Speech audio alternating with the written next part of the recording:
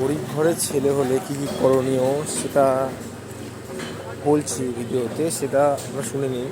কারণ গরিব ঘরের ছেলে হলে তোমাকে অনেক জীবনে স্ট্রাগল করতে হবে, যেমন আমাদের স্ট্রাগল করতে হয়, সবাইকে স্ট্রাগল করতে হবে। প্রত্যেকদিন 1% হলেও উন্নতি করো এবং নিজের জন্য কিছু দক্ষ কিছু স্কিল তৈরি করুন, রেডি করুন।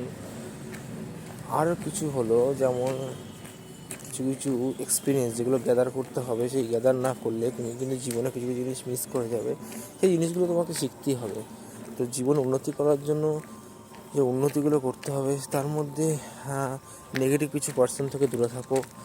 আর মানুষ কী কী জিনিস তোমার কাছে আসছে, কী কী অফার আসছে, সেই অফারগুলো কাজে লাগাও। আর নতুন নতুন স্কিল, নতুন নতুন যে অভিজ্ঞতা, সেই অভিজ্ঞতাগুলো কাজে লাগাও। আর যদি কিছু কাজ তোমাকে করতে হয় তার জন্য সেই কাজগুলো করো। দরকার হয় তুমি যদি 10 টাকা চেঞ্জ করো, 10 টাকা চেঞ্জ করে চেষ্টা করো নিজের কিছু দক্ষ মানসিকতা, দক্ষ কিছু টাকা ইনকাম করার।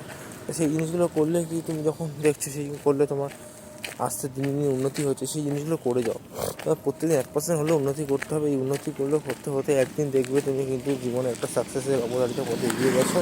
তাই বলছি ওই জীবনে কিছু করতে হবে, সেই করতে হলে তোমাকে উন্নত কিছু মানসিকতাও রেডি করতে হবে। এই মানসিকতা রেডি করতে পারলে তুমি কিন্তু জীবনে সাকসেস হবে। আর সাকসেস করার জন্য তোমাকে যা কিছু করতে হয় সেই জিনিসগুলো তোমাকে করতেই হবে, নাহলে কিন্তু হবে না। Thank you.